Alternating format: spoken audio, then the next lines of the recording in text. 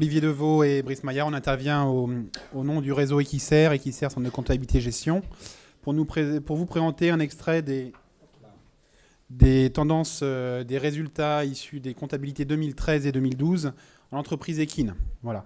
Donc il faut savoir qu'on retient en termes de statistiques ici un nombre de 600 dossiers sur l'année 2012 et 2013. C'est la 6e année qu'on fait ces observatoires, qui demandent un travail assez important, avec une volonté d'avoir des échantillons constants. Ce qui signifie que nos 600 dossiers que nous avons retenus doivent avoir une comptabilité, on doit avoir la comptabilité 2012 et 2013 pour pouvoir comparer l'évolution échantillon constant pour un même système. Alors, on va vous présenter simplement un focus sur une partie des catégories. Sachez que nous avons 6 catégories en termes d'activité professionnelle. Vous les retrouverez dans l'observatoire économique qui se retrouve distribué dans les pochettes. Donc centre équestre, que nous regarderons avec un peu plus d'attention. Entraîneur public de galop, entraîneur de trot, éleveur de galopeurs, éleveur de chevaux de sport, éleveur de trotteurs.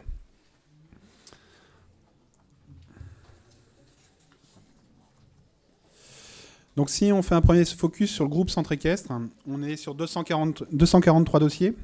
Nous avons un petit peu changé nos méthodes à l'issue d'une discussion. Historiquement, nous avions des bornes de chiffre d'affaires minimum et maximum.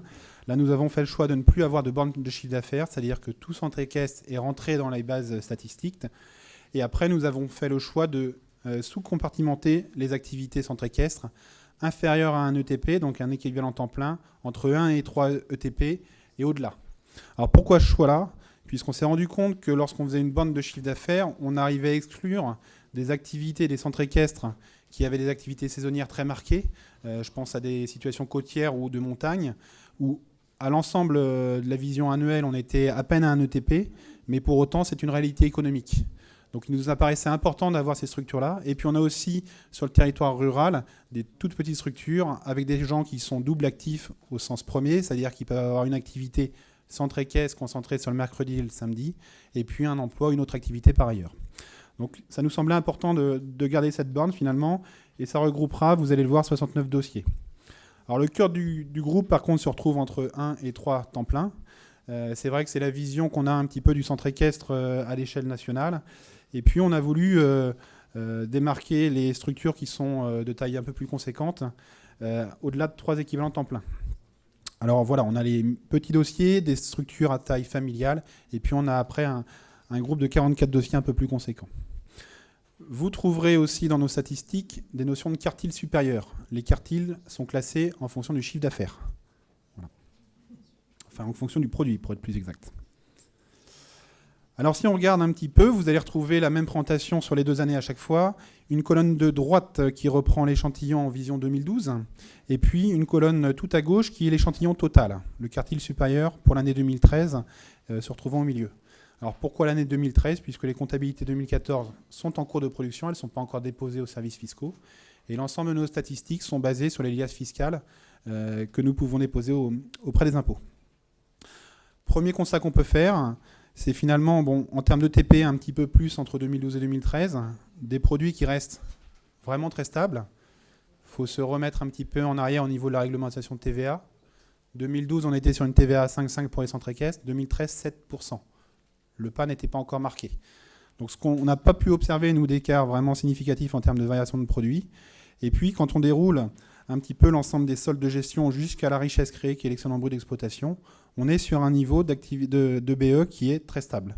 On reste sur 28 600 € comme en 2012, en moyenne, pour l'échantillon total. Si on descend un petit peu, on a un résultat d'exercice qui, lui, est en baisse, légère, d'un peu plus de 1 200 €. Et on va voir après, alors c'est le pendant certainement des investissements qui ont été faits, et on va le voir juste après, puisque la diapo suivante vous présente en bas l'excédent brut d'exploitation ici, qui est donc la richesse créée, qui sert à financer en termes de trésorerie les annuités, et puis au prélèvement et à l'autofinancement. Donc premier constat, les annuités ont monté. Donc c'était en lien avec ce qu'on évoquait au niveau du résultat. On avait déjà quelques signes sur cet élément-là. Et puis deuxième constat, c'est que 28 000 moins 13, il reste à peu près 15 000 € par structure pour rémunérer les exploitants ou faire de l'autofinancement, renforcer la trésorerie. Voilà. Donc ça, c'est une échelle globale, tous les dossiers regroupés sans distinction de taille. Alors si on groupe ensuite, on fait un focus simplement sur les structures de moins d'un ETP. On est là aussi sur des chiffres d'affaires entre 2012 et 2013 très stables. On va retrouver un EBE qui, lui, est descendu d'à peu près 2 000 euros, puisqu'il était à 11 000 euros en 2012 et qu'il passe à 9 800 euros en 2013. Donc on a une baisse, ce qui se traduit, entre autres choses, par une augmentation des charges opérationnelles que vous retrouvez ici, qui font en 2013 34% contre 32%. Charges opérationnelles, aliments, paille, foin, maréchalerie, vétérinaire. Donc un petit peu plus coûteux pour ces structures-là. Ce qui interpelle un petit peu, c'est que quand on déroule jusqu'au résultat, eh bien on a un résultat qui fait 4 000 euros, alors qui est à peu près semblable à celui de 2012, 4 000 euros pour un équivalent temps plein. Donc on n'est pas sur des gros niveaux de résultats. Et puis surtout, ce qui nous interpelle encore plus, ce qui nous interpelle un petit peu plus, c'est que je vous ai dit le BE est la richesse créée par l'entreprise. Hop là, 9 858 euros. Et le BE est consacré quasiment en totalité aux annuités. Donc il n'y a plus de disponible pour les exploitants pour prélever. Donc c'est un constat qu'on observe, puisque quand on va un petit peu plus dans la trésorerie, on se rend compte même qu'il y a eu des apports effectués par ce groupe en moyenne. Donc c'est vrai que c'est une vraie question. C'était intéressant d'avoir cette découpage cette année pour se rendre compte que ces structures-là, eh bien, en termes de capacité à rémunérer l'exploitant, il y a vraiment des questions à se poser. Alors si j'avance ensuite sur ce groupe de 1 à 3 ETP, alors j'avance assez vite puisque le temps est compté, on est sur un niveau de produit qui lui là aussi reste très stable. Les ETP, je l'ai abordé très rapidement, sont très stables aussi d'une année sur l'autre. Là, on a très peu de variations de charges opérationnelles, ça interpelle parce que ce n'était pas le cas sur les petits dossiers, là on est vraiment sur les mêmes niveaux à 1% près. Et puis on arrive par contre là à un excédent brut d'exploitation qui est en progrès d'à peu près 3 000 euros pour un résultat de 11 000 euros contre 7 000 euros l'année d'avant. Donc on a plutôt une petite amélioration. Si finalement on se rend compte que la marge brute est stable, donc ça veut dire que c'est toutes les charges de structure qui ont été réduites. Est-ce que c'est une anticipation de l'évolution de la TVA qui a fait un petit peu peur à tout le monde et tout le monde a essayé de tirer un petit peu partout sur les charges? C'est une supposition, mais en l'état, on n'a pas suffisamment d'éléments pour vous le dire. Alors si on déroule un petit peu, donc cette EBE de 30 000 euros contre 27 000 l'année d'avant, et il y a 13 000 euros d'annuité à peu près, ce qui laisse à peu près 17 000 euros de disponibles. Toujours la même chose, prélèvement, autofinancement, réinvestissement sans faire d'emprunt, ça fait aussi partie de cette somme-là. Voilà. Avec un taux d'endettement qui, lui, a progressé.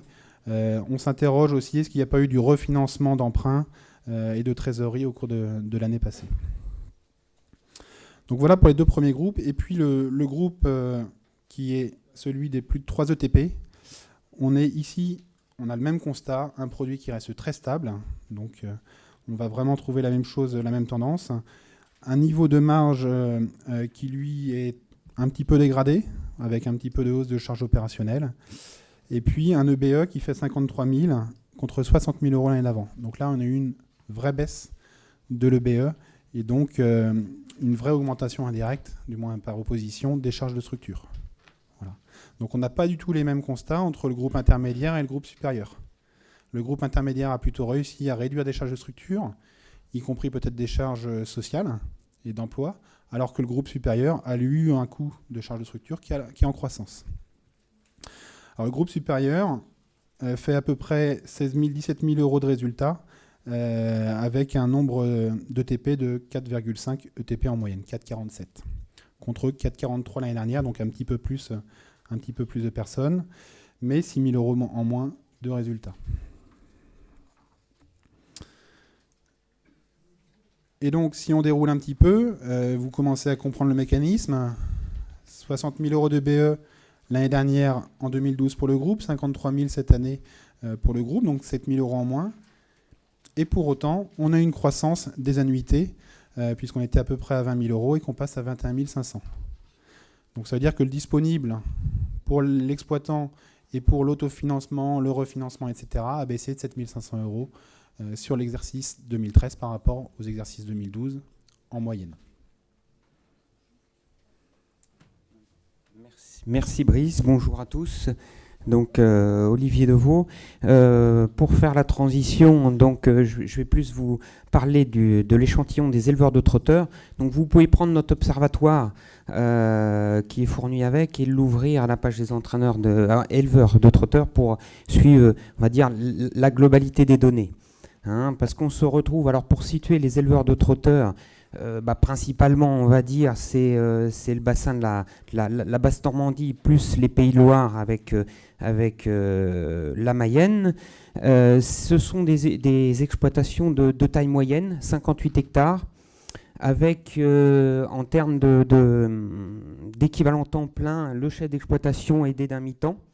Hein, et puis une surface. Alors, quand on peut parler aussi du quartile supérieur, qui a une surface quasiment du double, un petit peu plus de 200 hectares, mais qui n'a pas pour autant de main-d'œuvre en proportion. Hein, il y a juste une personne de plus pour 50 hectares.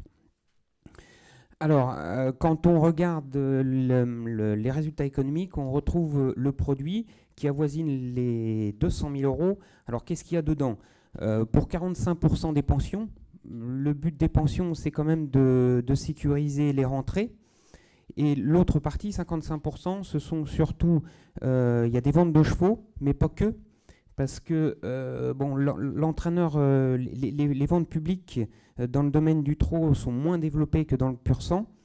Et l'éleveur est plutôt friand de confier la carrière de course en location, c'est-à-dire contre rémunération d'une partie des gains en course du cheval.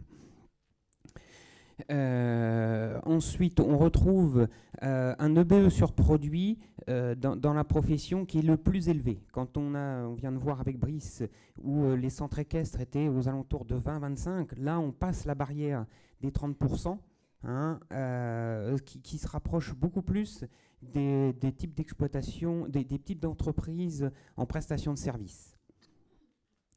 Ensuite, en termes de bilan, on va voir aussi, pareil, on a vu le BE sur produit le plus élevé.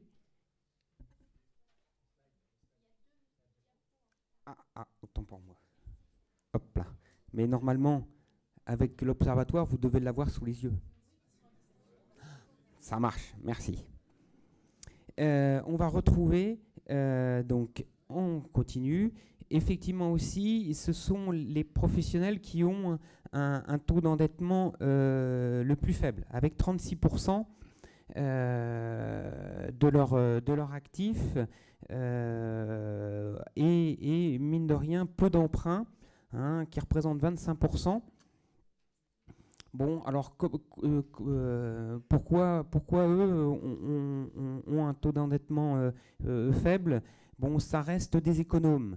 En termes, comme on l'a vu tout à l'heure, en termes de l'agrandissement de la surface, l'augmentation du chiffre d'affaires, parce que le quartile supérieur a quand même un chiffre d'affaires plus du double, mais juste avec un homme. Donc, effectivement, une gestion beaucoup plus extensive, pas forcément de box, mais des abris dans les herbages.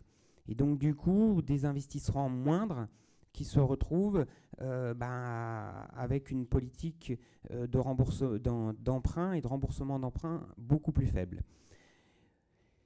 Et au final, on arrive sur un excédent brut d'exploitation malgré tout de 65 000 euros, des annuités un petit peu au-dessus de 2 000 euros par mois, on arrive à 25 000, et donc un revenu disponible de 40 000 euros pour assurer ces prélèvements et à la fois réinvestir dans l'achat de poulinières pour conserver un niveau de naissance régulier chaque année.